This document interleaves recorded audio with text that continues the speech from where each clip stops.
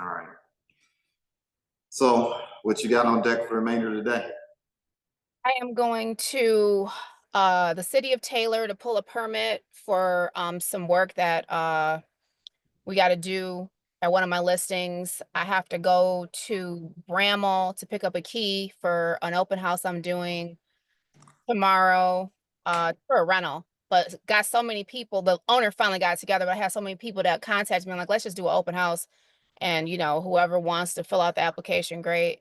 And then I'm gonna go. I don't know if I told you, but there's some cats at one of my listing I'm like fostering. I was trying to figure out if they belong to anybody, but they don't. And actually I just found out today that the people who were living there abandoned them, which is so shady.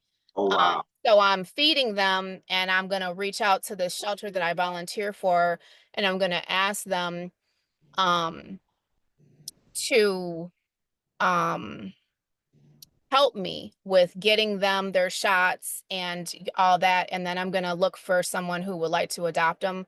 Hopefully I don't have to like take them to the shelter. But they're nice cats. I just reach out to people I know like cats. Like my next door neighbor, my old next door neighbor, her son-in-law, no, her son and her daughter-in-law adopted one of the cats. This always happens to me. I like be at properties and people abandon their pets. They adopted a cat. He's living his best life. Another property I had, a lady had abandoned her cat. His name is Shadow. He's living his best life. He got adopted. And then the shelter I volunteer for, they like really hooked me up. Like all it took was like $50. They neutered the cat. They got him all of his shots. Like they really like hooked me up. And Vicky's sister-in-law fostered him after his surgery for like a week. So I got like a nice little network of people who will help me. But I just think it just sucks when people, like you don't have to have a pet. If you know what I mean, if you're like Right. that type of scoundrel that you will abandon an innocent animal, like what are you getting a pet for? Like it's just crazy to me. Yeah, that's wow, that's shocking. You I know, agree. and you took the words out of my mouth. I don't need to say anything else about that. Crazy. Which it's kind of triggering a question. It's a little bit off topic, but I'm still gonna ask it anyway because you're in the streets more than I am.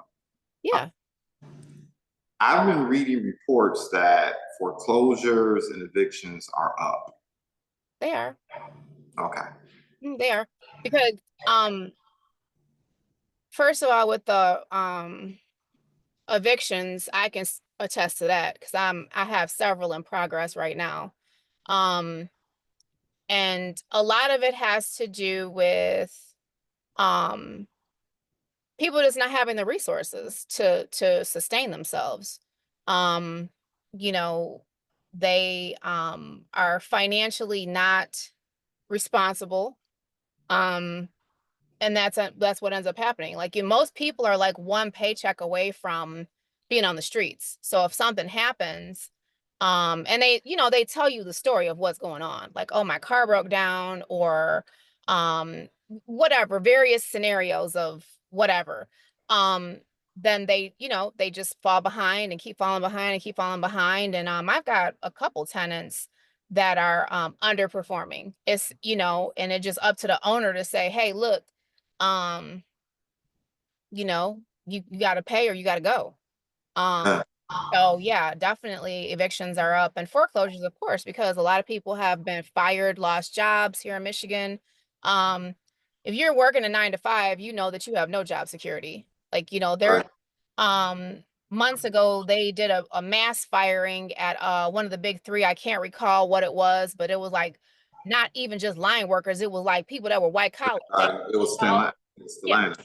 Yeah. yeah, exactly. They called everybody in, did a Zoom meeting, and was like, all right, canceled. Um, so, that's what, of course, if you move from another state to be here to do a job, that's gonna affect everything. Like your whole life just like went down the tube in like 2.2 seconds. So yeah, it's a very real thing that's happening here. So Yeah. there's a lot of people that are distressed. And then taxes have gone up too, especially in Oakland County. They're tearing them out the frame with like Southfield. like the taxes out there is crazy. It's ridiculous. And I feel like they're trying to like make it so that some people can't live there. You know what? Man, I wasn't expecting to have this conversation with you, but since you went there, look, there's a word for it. It's called gentrification. Absolutely. And it's, to me, it's not even a matter of people trying to make gentrification happen. I really just believe in our economy, in the way our society works, and the way capitalism works, where gentrification is almost kind of like inevitable. It just happens. Like it's not like, I mean, sure, there are some people pulling some levers sometimes to expedite the process or to leverage what's going on in the marketplace. But when it happens over and over and over and over again, it stops becoming people trying to make something happen, or it stops becoming a conspiracy. You just begin to understand this is what it is. And you have to be smart enough to pivot. All right. They say when there's blood in the streets, you buy property. Right. And I mean, you hit the nail on the head. It's like, it's always amazing to me when I see people up in arms, like, and we know the people who end up getting displaced. We know that disproportionately is Black and brown people, right? They catch that L when things like that happen. But the bottom line is, I mean, can you not see it coming? You know what I mean? It's like we have to stop giving people a pass and letting people play the role of the victim. Because I Yeah. think like it's like not to be vogue or not to be like heartless, because you know, I feel for people too, but you're in charge of your destiny. If you see that something is kind of weaning down or something's not, you know, as plentiful as it was before, because it's happened to me and it's happened to you and every Mhm. other entrepreneur we know. That's when you pivot. Like, okay, cool. Like this is like kind of like dying down for whatever reason. And now I'm pivoting over here. I did it myself in my own businesses. So, you know, I think that's part of it. And for people who have seen it happen, you know, because, you know, business is secular and all that kind of crap. Like, if you've seen it happen before, you know it's going to happen again. It's the ebb and flow. So you have to be prepared and you have to like be like woke to pay attention to the signs. You can't just be in Yeah. la la land thinking like, oh, it'll just work itself out. No, it probably won't work itself out. So Mhm. unless you work it out. That's the only Yeah. way to get worked out. So I think a lot of people just fail to um see the signs and then they like feel like now I'm in victim mode. Like woe is me. But I mean you already knew it was coming. So like you should have prepared better. Yeah. I mean, that's what we're doing right now. We're prepared. We're like, I'm ready. Like if people are like, oh, the interest rates are too high, like I'm not buying. Okay, cool. Well, I got other shit going on anyway. I don't care. You know, Right. so yeah, it's crazy. Yeah. Which, I mean, I guess it'd be a kind of sort of a segue into what we're supposed to be chatting about. And what you said has I think it's really relevant, right, to the topic, right? You can tell I'm sleep deprived. I just said right 3 times in a row, I think. But anyway, um, the ideal of people making decisions with their finances and business, that's of course how I was thinking about it, where there's this dichotomy that you see particularly online right now, where people are arguing about should you make business decisions based on your gut and how you feel versus using data and statistics. And I think there's a give and take. There's a balance that you have to have when you talk about making certain business decisions based on your gut or statistics. And it's one of those things where, I mean, for our conversation that we just kind of jumped off of, man, you got to become financially literate. You got to study the market. It can't be about how you feel all the time. It can't be based on your gut or what your intuition is telling you, particularly when you're not educated. You don't know any better. I see that happen with business owners all the time, following their gut, following their intuition, as opposed to just paying attention to the statistics, paying attention to the KPIs, like really taking inventory of what's going to transpire. You know, they say people lie, numbers don't lie. Numbers can be manipulated, but numbers don't lie. Um, and yeah, what you just shared just really hit home for me because I was coming at it from a totally different angle. I mean, part of the reason why I wanted to have a discussion with you is a conversation I recently had with another entrepreneur that I work with in North Carolina, and we were talking about this, right?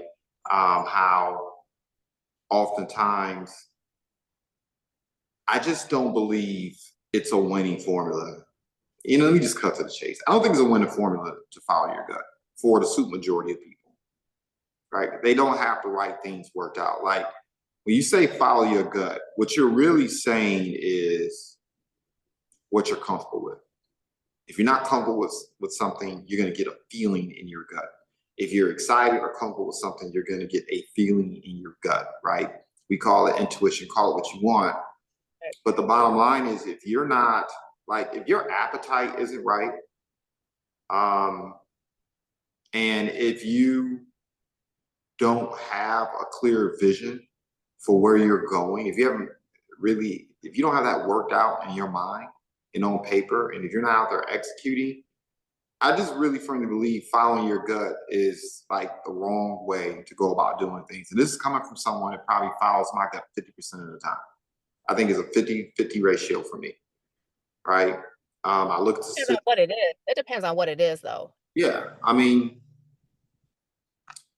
when I think about all the, once again, I'm contradicting myself a little bit, but when I think about all the errors and mistakes, I mean, the biggest mistakes I've made in business and quite frankly, personally in life, is when I haven't followed my gut.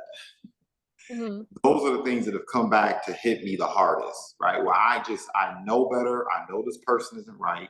I know this deal isn't right. I'm sticking in there because of loyalty. I am like misplaced loyalty, let me put it that way. Uh, Absolutely. and it's like I see the train coming, but I stay on the tracks a little bit longer, thinking somehow we could figure it out. Or I've definitely thrown off the chains of being one of those individuals that's out here trying to save people. It's like, I will give you a hand up, make no doubt about it. And Not if a, and if I find out that you're earnest, I might be willing to kind of, let's see if I can make the investment in you. But it's an investment. It's not going to be, I'm just going to give you a handout and think you're going to figure it out. It's not going to happen. But like I said, a lot of people, I know it's going to be some folks listening to this, it's going to be some flack behind it, but it's just the truth. Like, I don't trust a lot of people to make decisions based on their intuition about very little that they do in their lives. I agree. And I agree with you that when you go against the grain of like not following your intuition and you do something anyway that you know is probably not going to work out, you always end up kicking yourself Mhm. like that. Um, but it's to me, you have to have a comfortable balance. Like, of Mhm. course, you have to trust your life experiences, your ability to read people, because we're in Mhm. the people business. We deal with people every day, all day. Mhm. And then your ability to use your own personal discernment based off of facts, so even if like hypothetically you have someone who you've known them for a long time and your emotion is like, okay, this person, I should be able to do this based off of that part of it, but then your factual side of yourself is saying, well, this probably won't work out because of this and this.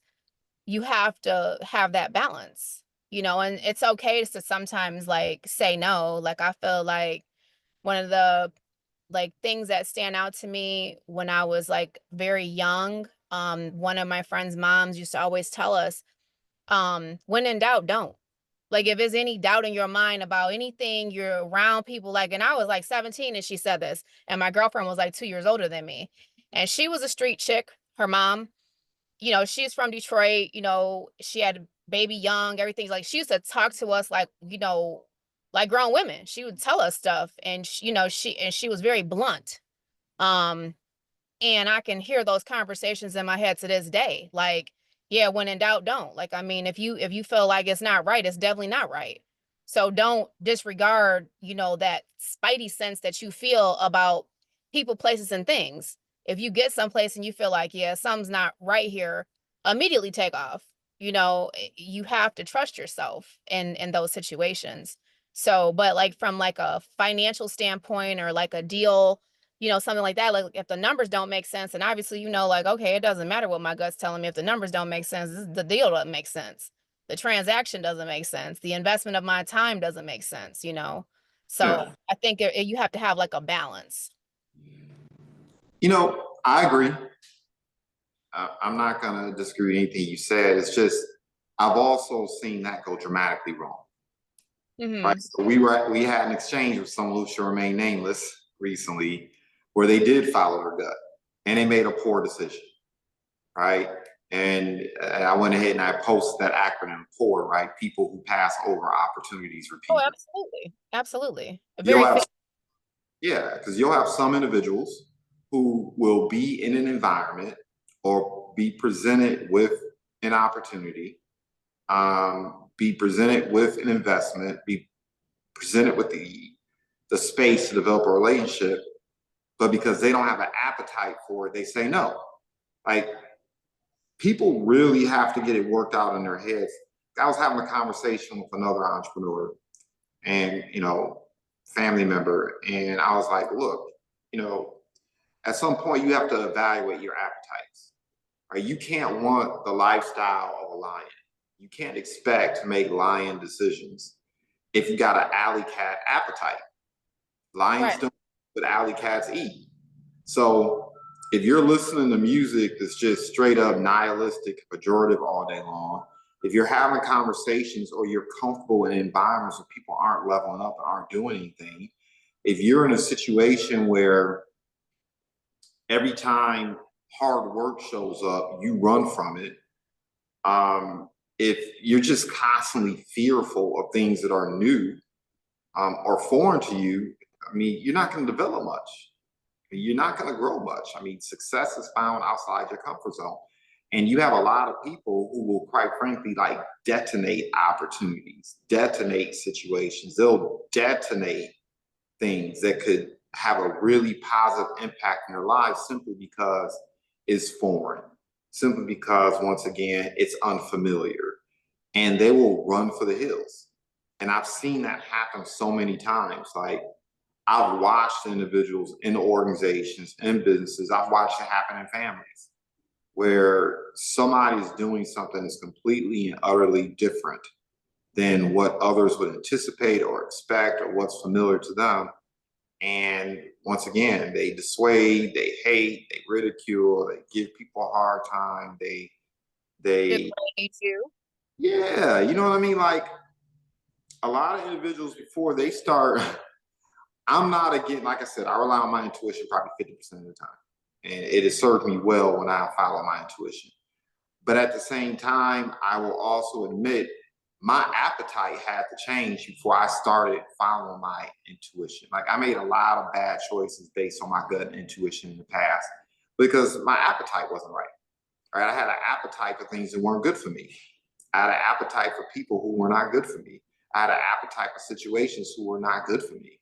And when my appetite changed, my behavior changed. I started liking different things. I started pursuing different things. I started being willing to engage with different people and put myself in different circumstances. And, it's give and take. That's why I'm just such a huge proponent of individuals really sitting down and taking inventory. Like, do you have the appetite of an alley cat? Are you just chasing rats all day long? What It, made you pivot and change your appetite? Was it one thing or was it like a series of things? it was a combination of things. I've had a lot of come to Jesus moments Okay. over the last several years.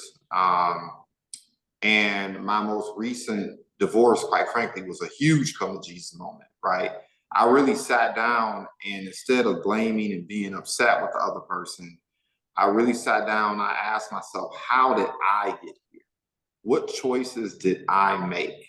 Like, why is it that I remained in a situation for so long that really wasn't for me?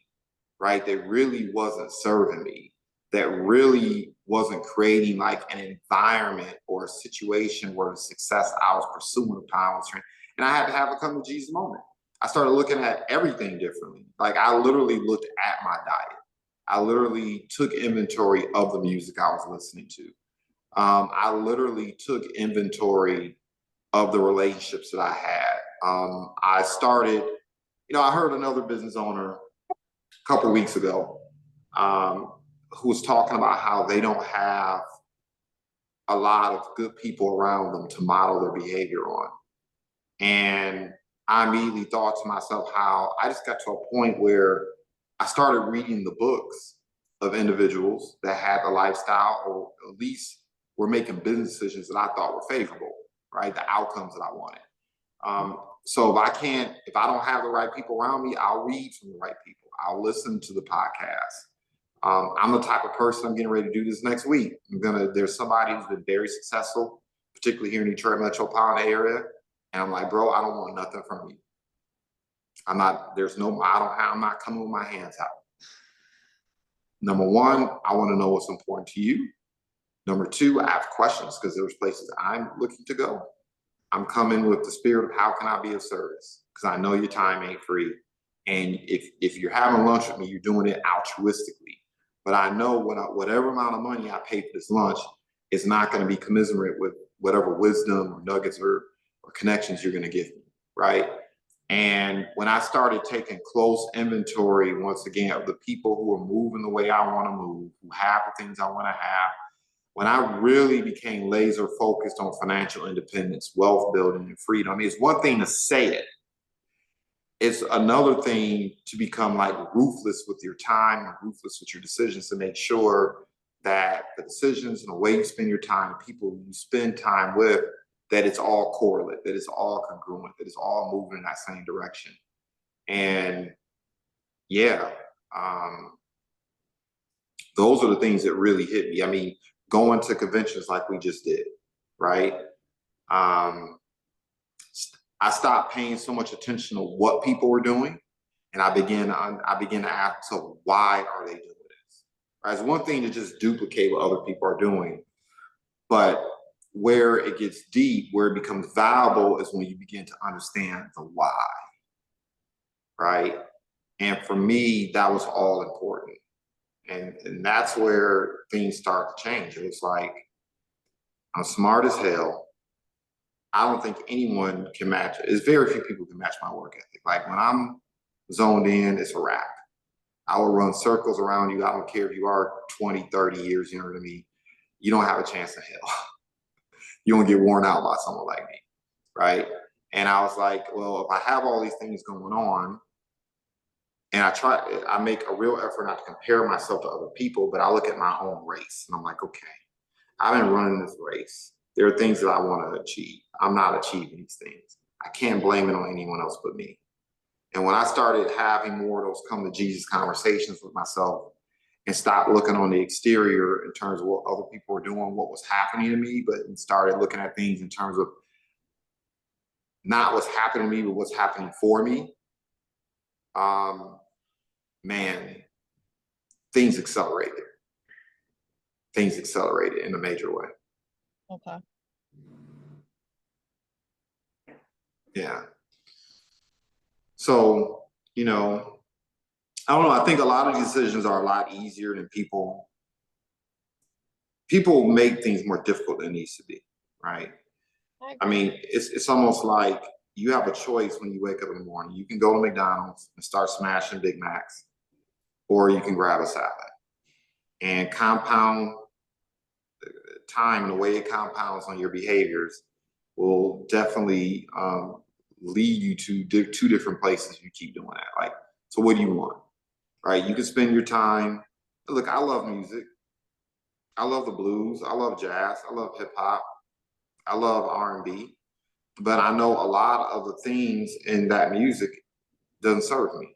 So I can either continue to entertain myself or maintain an appetite for the things that are coming out of that music, or I was like, I can start reading books more. And I've always been a reader, but I just double down even more.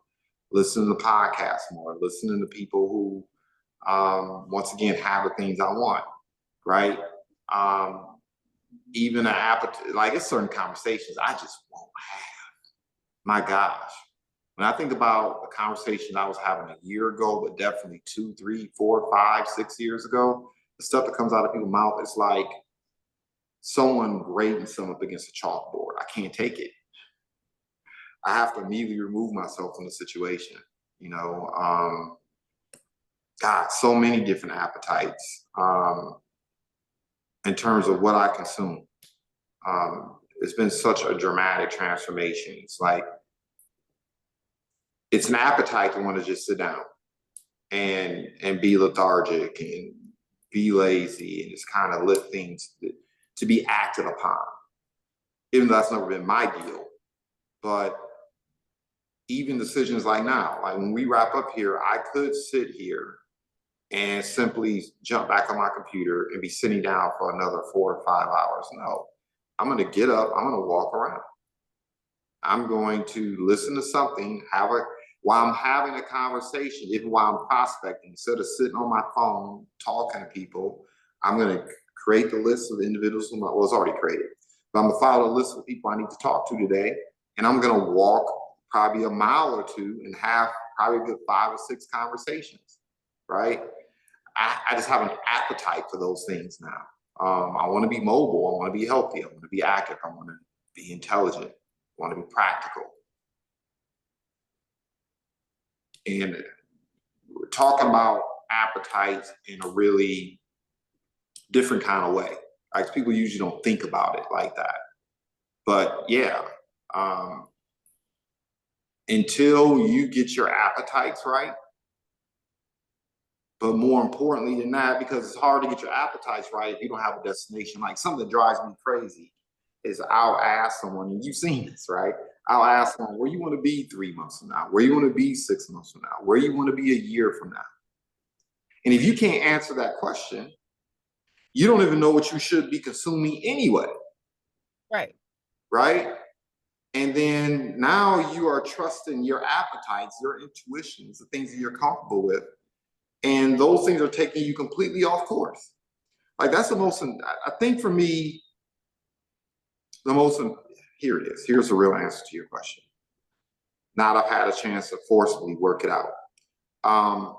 When I started getting crystal clear on my objectives, when it became clear as day, I've always known I want to win. I've always known I want to be competitive. I enjoy competition. I enjoy progress, right? But I still wasn't like crystal clear as I am today on specifically what I need and want things to look like to feel fulfilled a year from now, 3 years from now, 5 years from now, 10 years from now. I'm not going to be around 50 years from now, but you know what? I know clear as day what I want to know, what I would like to see happen 50 years from now in terms of what it is that I'm building here. And those things dramatically changed my appetite. I could see how they would because, like you said, it's like you're very intentional about what you're consuming, the conversations you're engaging in, the people you're interacting with. You're uh, kind of like in a personal boot camp development, where you're just like taking away all of the fluff and the fat and the superficial things and focusing on what really matters. Yeah. Yeah. Yeah. Yeah. Um, and then, of course, what I start paying attention to, I mean, look, the balance in your savings account. Hmm. Now, I want to be careful about this because as an entrepreneur, you're still, even if you're earning, I don't care if you're earning $500,000, $1 million a year, there's going to be periods where you're still, where your bank account is low. There's going to be 5, 6 times over the course of a year where you don't have a lot of money at your disposal because especially when you're leveling up, you're investing that money, Hmm. right? So there's gonna be 5, 6 times over the course of the year where you're just like, "Dag, man, my pocket's not swole." Right. But also, A KPI though, nevertheless, is are your balances growing? It's really that simple. Take inventory of all your personal checking account, savings account balances. Is that balance altogether growing on a week to week, month to month basis? That's a very important KPI. If that is not the case, you're doing something wrong, Agreed. right? A KPI I pay attention to is sleep. You know, now that I'm Yeah, at, you yeah, have to. yeah. Yeah. Now I'm at advanced age. I'm like, man, I can't do what I was doing 10, 15 years ago. I'll mess around and have a heart attack. No, important KPI for me is, am I averaging 7 to 8 hours of sleep? If I'm looking up week to week and that's not happening, something's wrong. I'm doing something wrong, right? Aside from how many times I invite people to learn about my business, how many times I'm doing presentations, referrals, onboarding new partners, onboarding the right partners. Yep. That is determined by your appetite too. People vibrate, man. People vibrate. So am I onboarding people? Are they having success? Do I look up 2, 3 months from now and am I consistently ask myself, man, why did I even bother? Or I'm like, man, that was a good decision. We working out.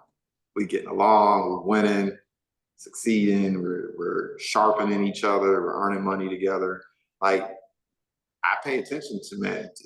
I'm paying attention to different KPIs now.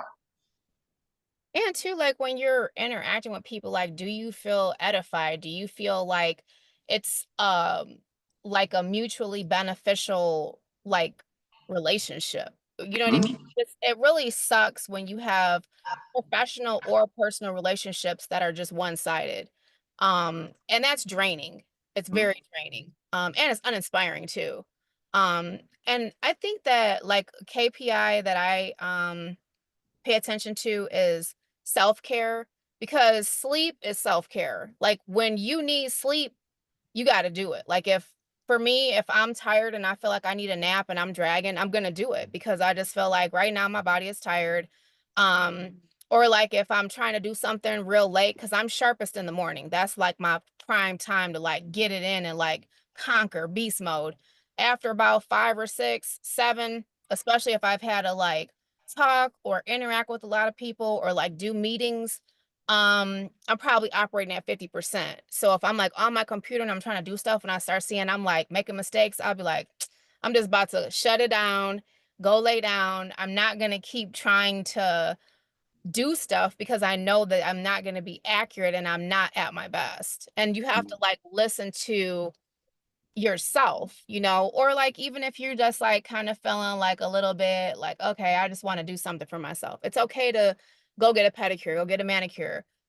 Take time and go to Belle Isle and get some fresh air. Like you said, you know, you can make phone calls, do the stuff you need to do. You're still accomplishing your goals, but you're like getting that fresh air, getting outside, getting some sunshine, you know, taking care of yourself because that's what you have to do. You know, your health is your wealth, mental health and physical health. That's your wealth. If you don't have those, then you really don't have a good quality of life. So, Yeah. Yeah. I super. mean, it's interesting. We have on our phones, or at least on my phone, it tells me like how many hours I spend per week, like utilizing the apps on this phone. All And of them. Yep. yeah, yeah. And for me, even though I utilize social media to promote a lot of what it is that I do, and I utilize it to accomplish a lot of different things, at the end of the day, it's like I get excited when when the amount of time I spend on this phone starts to go down. Like that's something I'm paying close attention to. That's a KPI I literally watch. Like I don't want a certain number of hours spent looking onto this phone. Um, and I've noticed my quality of life is better because that means I'm reading more, I'm having conversations, I'm giving myself time for more original thought because you have to think through things to have success. You hit something on the head, right? It's like one of the most important things I've learned recently, once again, just things that I've accepted, is me 3 hours rested will get way more done than me out here grinding for 8 hours straight, not rested. I'll get way more done in that 3 hours. Absolutely. Uh, and so, yeah, I mean, if I'm not focused on this thing here, that means I'm probably at the gym. That probably means I have more bandwidth for my children. Um, Instead of, listening to that BS.com that's waiting for me on these social media platforms, that probably means I'm having more substantive, edifying conversations with people I care about and work with. You know, um, Absolutely. that's another KPI that I pay close attention to. Um, but yeah, I mean, I'm gonna pull out my calendar today and I'm gonna look at like how many times did I invite someone to learn about my business, how many times did a presentation go bad or well, all that stuff. Because I think you still need the data, you still need statistics to determine, because you can feel like you're winning and not be. Oh, absolutely. You could feel Yeah, like you're like killing it.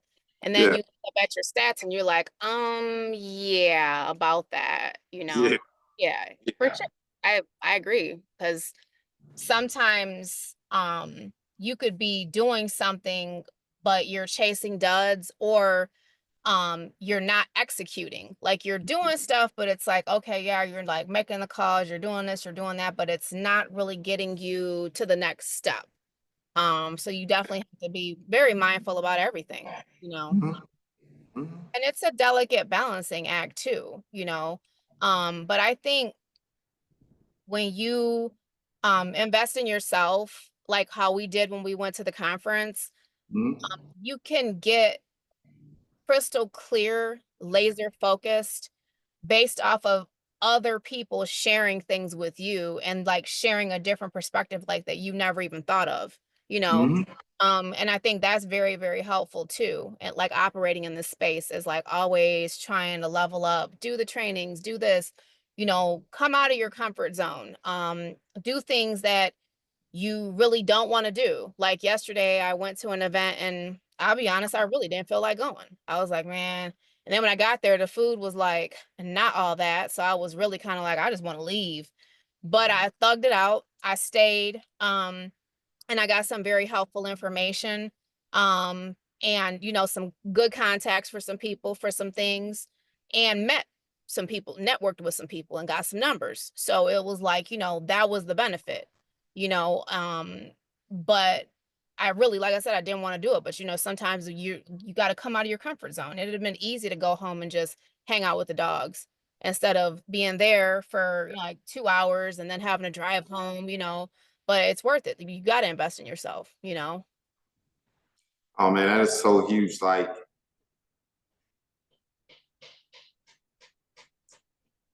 yeah, I mean, you said a word there. That was a gem.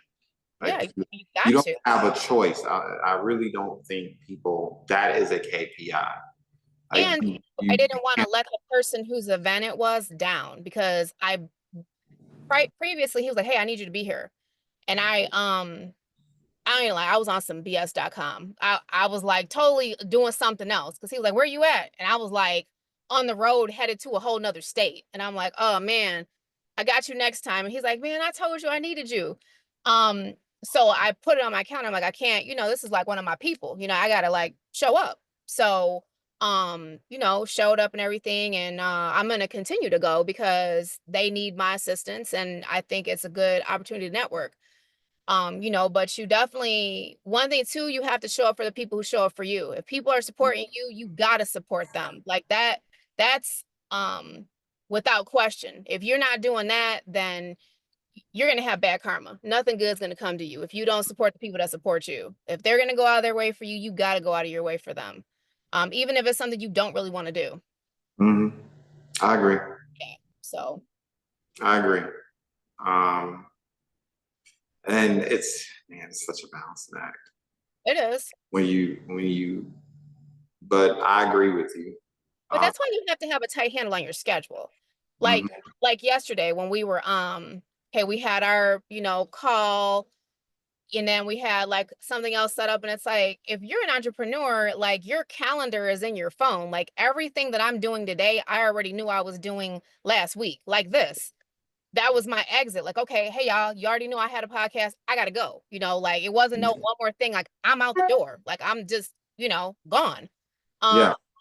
so I feel like when you're operating in that space as an entrepreneur and you have a set appointment, you have to respect other people's time. And if you don't, it's like a red flag of like what we can expect to come moving forward if we continue to like work with this person or interact with that kind of energy. It's like you don't respect other people's time because why are you committing to an appointment and then you're um you're not showing up like you said you would, and then you're not really like giving any sort of like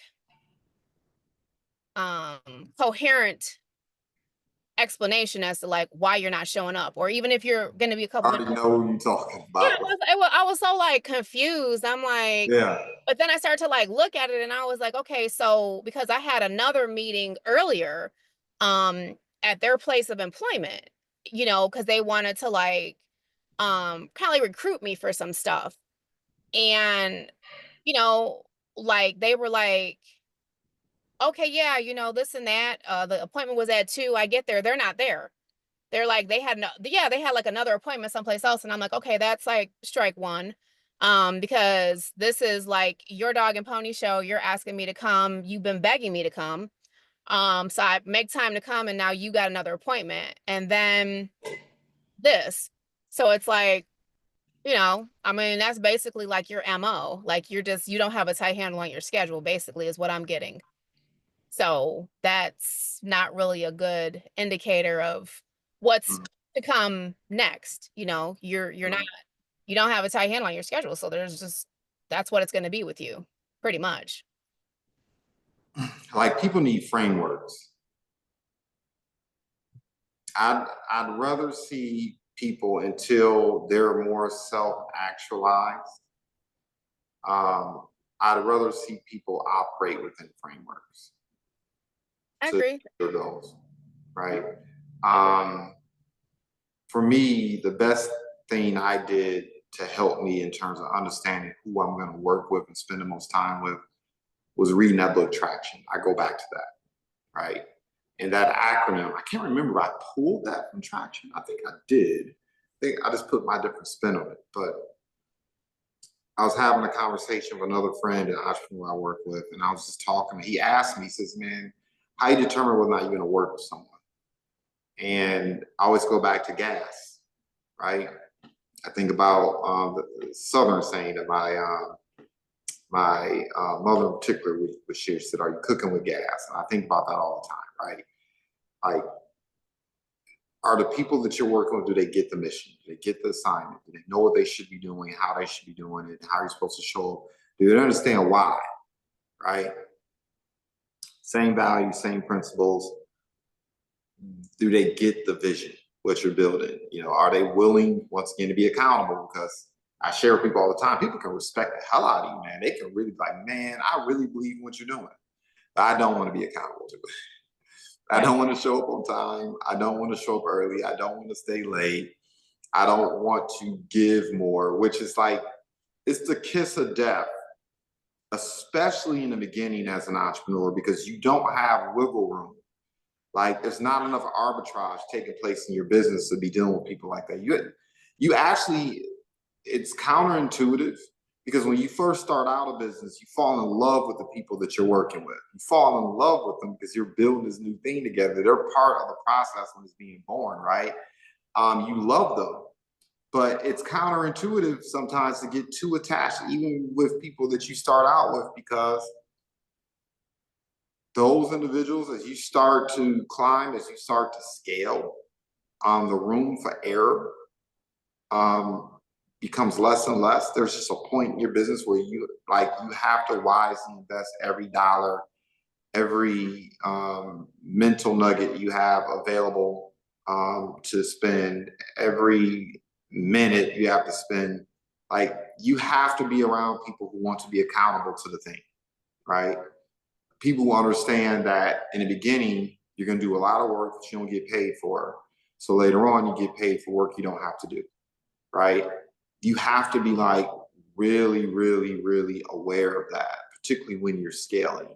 And then, do they have the skills? If they don't have skills, they're willing to pay the price to acquire the skills, right? Um, I believe that can be such a helpful framework for people when they are evaluating who they have around them. You know, I'm thinking about this guy now. It seems like I don't want to out him, so I'm gonna do it this way. Um, Sometimes when I post certain things on social media platforms, he's all in, right? He's like, man, that was dope. You know, you like that, comment this, that, the other, get the text message. But, you know, bro don't want to show up for a training. Bro don't want to read a book, you know? You don't What want about to. Audible? You said what now? What about Audible? Like, why can't he just do it? Like, some people can't I'm read. for that. I I mean, mean, even if it's audible, yeah, I that's what I'm saying. Like Audible, like why can't he? don't even want to do that. Why? You can do Because that driving. the appetite isn't aligned. He says he wants to earn 6 figures plus as an entrepreneur. Is Where, he a where if group? you're going to earn 6 figures plus as an entrepreneur, you better have an appetite for training and learning. Oh, absolutely. It goes. So he doesn't have that appetite. Is he with our group? He's in our ecosystem. Okay. I felt like you didn't really want to answer. You're like, how should I answer that? Because I'm very aware. Yeah, I understand. I Yes. get it. I'm very aware. Because even if we're not talking about somebody, because it lands with somebody, they think we're talking about them. Of course. And I know you have like a peanut gallery of like naysayers or whatever. So I get it. It comes with the territory, man. The louder Absolutely. they I don't, got it too. they Trust don't me. even know. The louder they get, the more exciting I become. It means I'm doing something right. Oh, absolutely. It's kind of funny sometimes too, because then you be like, okay, so you got a lot to say, but like, the results don't lie. Like, here goes the results. And like for me, because I told you I am petty, I feel like in those situations, I kill them with kindness, and I don't feed it, and then I let my success speak for me because that's undeniable. Like that's where it's just like you can say what you want to about whoever you want to say it about, but if that person is killing it and successful and you can clearly see the results of that, the numbers don't lie, like you said. Mhm. Period. So, Mhm. Yeah. I mean, if someone, I just did a post recently about that. How so often other people will let other people put a battery in their back mhm. to dissuade, hate on, belittle, etc. And for me, it's immensely entertaining when when I hear somebody hating on someone who's winning, who's successful, who's crushing it, You know who what it's about, though. You know it's not about that person. It's about the person who's speaking on it. That's yeah, really and about it. and it's amazing to me how once again, people will allow other people to put a battery in their back for folks that they don't even know. But once again, that boils down to that appetite, right? People who fall into those traps, they have an appetite for that kind of drama. They have an appetite for that kind of situation. They have an appetite for it. It's cool. It's like I like this. It's This kind is of like a entertaining. form of mental illness too. Like seriously, because I recently had that happen to me with somebody, a woman who shall remain nameless, someone who I'm definitely holding up in prayer. She knows who she is, Hmm? but she's met me once. She spoke very, very negatively about me, just horrible. And it's like, how can you speak so negatively about somebody that you met once in passing? Like you don't know this person, and for you to be having so much to say, it's to me, it's like, okay, that's your personal demon. Maybe I remind that person of someone who like abused them when they were a child or stole their husband or their man or whatever, or just everything about me reminds them of something that's just a turn off to them, whatever reason it is. It's cool. It's no big. Mhm. But like the person who was telling me about it, I was like, that person has a mental illness because you're focused on someone who's not even thinking about you. You're like so irrelevant and such a non-factor to this. To me, it's like I'm thinking about income generating activities. I'm thinking about winning, leveling up my team, taking notes on what you're saying right now. The book, I already had it downloaded in my in my phone, in my Audible. And I'm like, okay, yeah, he already said that one. You know what I mean? Like, so it's like that's what I'm focused on. Like, I'm not focused on like some bell pepper shaped chick from wherever talking crap. Like, it's like, dude, like what you need to do is focus on the things that are affecting you right now, which Mhm. is your health, your mental health, and your physical health. That's what you need to be focusing on, not on me. Mhm. And I think like, you know, when you experience that, you experience, you know, people just spitting venom on you and wishing horrible things. It's like the best thing for you to do is take the high road, you know, kill them with kindness, still be nice, still be ladylike, still be professional, and continue to be successful because your success is really what is fueling their bitterness towards you. Is it's your success. Um, and that's really, you know, I mean, as women, like women are very, they're they're different. And you know, and there's a lot of women that like don't support other women, you know, for whatever reason. Um, so it's Um, something I that mean, we deal with and that I, group. I don't want to interrupt you, man, but the way a lot of these men are being raised, Well, yeah. Oh, there's a lot of they're men. starting to behave just like women. Well, they have, and I pointed it out Mhm. to a few people and said that when the way that they were acting and the way that they were conducting themselves, and in particular, somebody who was in our group that I have, Mhm. I was like, that's feminine energy. Mhm. And they were like totally offended by it. But again, when you're letting your emotions dictate your moves, that's typical feminine energy. When you're, you know, your moves should be based off of strategic, whether you like people or you don't like people. Is this a good situation for me? Can I win in this situation? That should be your thought process. It has nothing to do with liking people personally, because there's plenty of people that we work with where it's like, you know, would I really um socialize with this person like outside of a professional setting? Probably not. But in a Mhm. professional setting, we're right here, you know, we're killing it. And that's what you really have to think about. Like emotion is baggage. That it has really no place in a professional setting. You know, when you're professional and you're in a professional setting, you have to think strategically. You have to like think objectively, like, okay, does this make sense? Do these objectives make sense? Does this project make sense? Does this alignment with these people or this group or doing this event, does that make sense? That's what you have to focus on, you know. And it can't be based off of emotion or feeling. Oh, how I feel. Well, how you feel 5 minutes from now is going to be totally different than how you feel right now. You know, emotions are fickle. They change with the way the wind blows, especially in personal relationships. So you have to keep that in mind, you know, and sometimes just taking inventory internally, like, okay, why am I bothered by this? Or why is this even a comment that I feel I need to respond to? Oh, that's right, I don't. You know?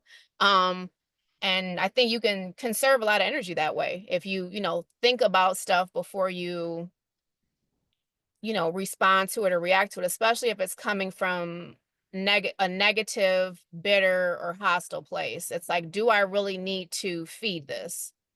And I think the answer 9.5 times out of 10 is no, absolutely not. I can let that sit right where it is and keep doing what I'm doing and focus on my income generating activities and, you know, being a benefit to people, helping people, all the things that we focus on with what we're doing on a daily basis. I think that's what's important is conserving your energy for those activities. Yeah, building taller buildings solves a lot of problems. Just Absolutely. build taller buildings, and yeah, um, you said a lot. I thought about 3 or 4 things while I was listening to you. I was thinking about something as well. You know, time we could promote or expose. So, you know, if you're listening in and you're on your knuckles right now, or you're going through some type of hardship, Just keep the faith, keep doing it, because time will promote or expose. I've seen so many people who were winning yesterday and on the curb today, and some people are winning today, and I know they're going to be on the curb tomorrow. And I don't even say this with malice or anger. Like, I don't want to see people lose. But man, when you start paying attention to people's appetites, start paying attention to what's coming out of their mouths, start paying attention to just the dust is being kicked up all the time. Man, like, I did not want to go here, but a couple of days ago, I was thinking about how when you're in underperforming environments where people's appetites aren't right, to me, it's always amazing when I find people who are in positions when people have titles. Because in entrepreneurship, your title at a certain point, it doesn't even matter. It matters, but it doesn't. But it's like people misconstrue titles with influence and power. And I was just having a conversation with someone. I was like, you know, there's a large company that I can't name because I'm actually trying to take them on as a client. but one of the things that I noticed was that there's an atmosphere creeping up in the company where the A players, the performers, the individuals who are doing the production, are out here winning and killing it. They're not getting the shine, the attention, the recognition. They're not getting the respect that they deserve. Mm-hmm. And I tell people all the time, man, if you create an environment where the losers, where the non-performers, where the individuals who don't move the needle have more authority and agency over what transpires than the people who actually are crushing it, you're in trouble. You're in trouble, right? That nepotism, that I like this person, so I'm gonna lean into them versus this other person out here is actually out there on the grind. Man, I'll willingly admit, I have watched over the last several years with great satisfaction as those individuals got their comeuppance, right? Where their businesses, their organizations fail. I didn't want them to fail, but I will admit it gave me a nice, warm feeling to continue to build the taller buildings and see them crumble by the wayside and not have anything to show, right? Because their appetite for recognition and being seen and being popular was greater than their appetite for being profitable and productive. Mm-hmm. And you see that a lot. You see that a lot. Anyway, I know you have somewhere to be in a moment. I want to touch on this. So I was talking to you, I was looking at it. Do you know we are so this is May 9th. And we are creeping up to the point where we're going to have about 20,000 people viewing our content across platforms. Wow, that's impressive. We're going to have 20,000 views. And a lot of these views half of them are people who are already kind of in the ecosystem, aware of what we're doing. The other half are people who are kind of unique, who are taking a peek at what we're doing. I went to one of my websites and I didn't even know. I'm gonna have to find a tool that allows me to really hunt up the traffic, because I'll look at the different tools that I'm using. I can see, oh, this is winning, this isn't, this is winning. But anyway, it's a conversation for another time. But the reason why I share that is for individuals who are listening, you had to know I was gonna go there. Look, if we're bringing value to you, like what we do, you're like, look, I'm glad I listened to this. And hit that like button, hit that share button. Let other people know what it is that resonates with you. Comment. We are open to suggestions, whether it be individuals that you want us to put on deck to have a conversation with, or whether or not there's a certain topic or subject matter that you're interested in, right? So we're not we're not a group of individuals that, because you say something that we don't find is maybe relevant to us personally, that does not mean it's not relevant to other individuals.